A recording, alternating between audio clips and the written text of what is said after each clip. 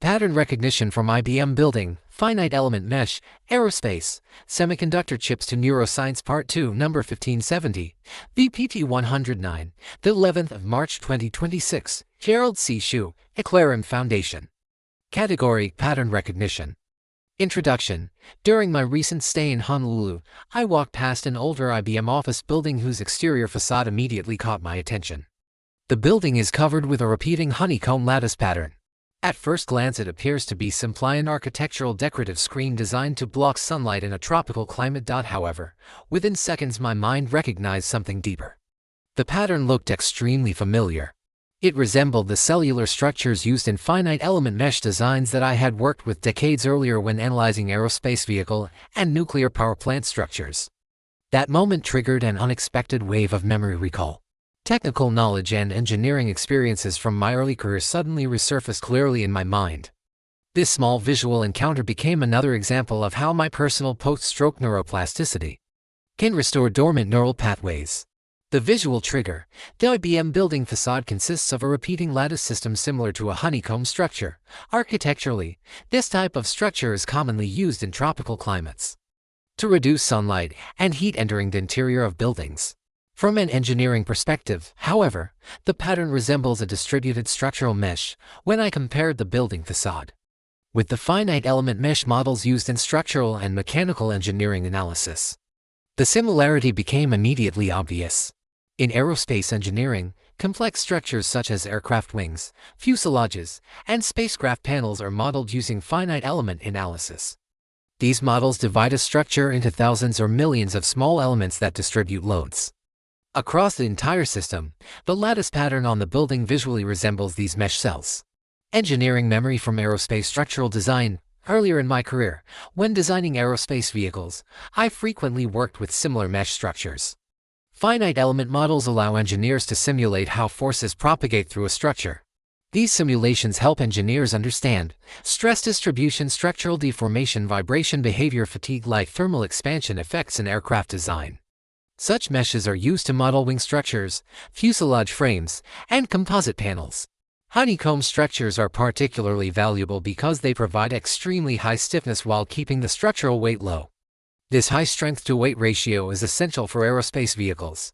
When I saw the building facade, the repeating lattice pattern immediately reminded me of these finite element engineering meshes. That recognition happened automatically, without deliberate effort. Pattern recognition and the engineering brain.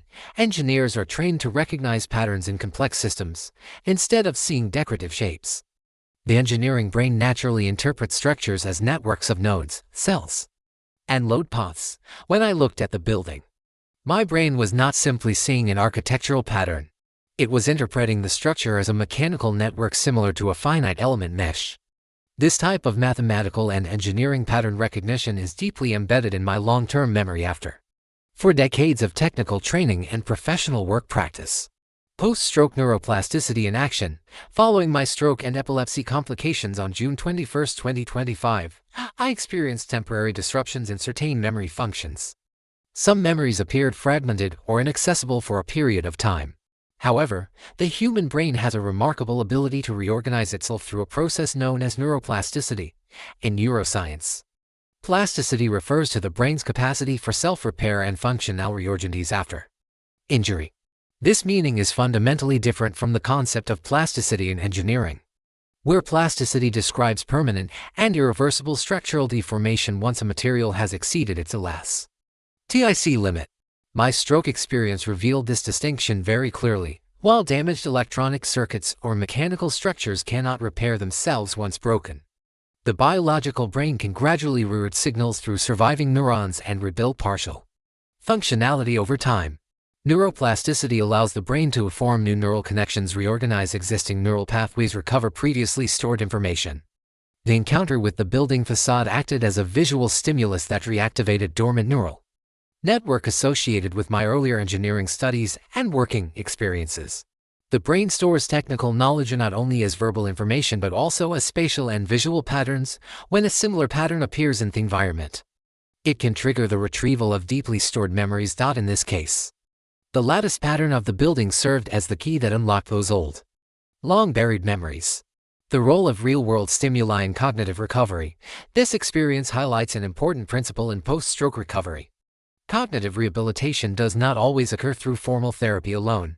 Everyday experiences can also stimulate neural recovery. Walking outdoors, observing architectural structures, or encountering familiar visual patterns can activate previously stored knowledge networks. For individuals with technical backgrounds, engineering or mathematical patterns may serve as powerful cognitive triggers. Conclusion: a simple building facade in Honolulu unexpectedly became a catalyst for memory recovery. The honeycomb lattice design reminded me of the finite element meshes used in aerospace structural analysis decades earlier. This visual recognition reactivated long-term engineering memories that had temporarily become dormant after my stroke. The experience illustrates the remarkable capacity of the human brain to reconnect and reorganize itself through neuroplasticity, even many months after a stroke. Meaningful stimuli can reopen pathways to previously stored knowledge, especially when the stimulus appears in a familiar or recognizable pattern.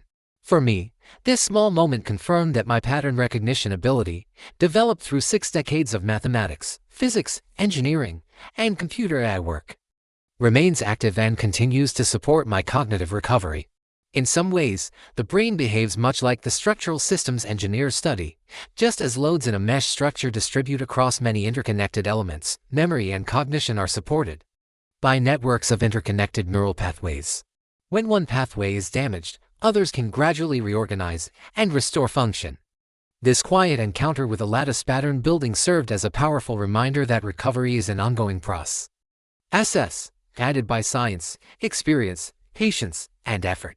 Disclaimer: I write this paper not for fame, but to share what I have learned so others can understand their health, prevent disease, and live longer, healthier lives. This content is provided for educational reference only and does not constitute medical advice. No doctor-patient relationship is created. You may share this summary freely, but it must not be altered, edited, or republished as your own.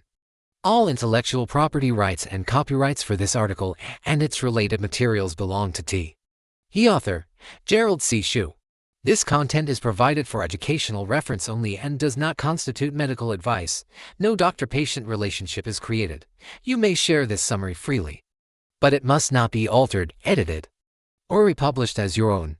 All intellectual property rights and copyrights for this article and its related materials belong to the author, Gerald C.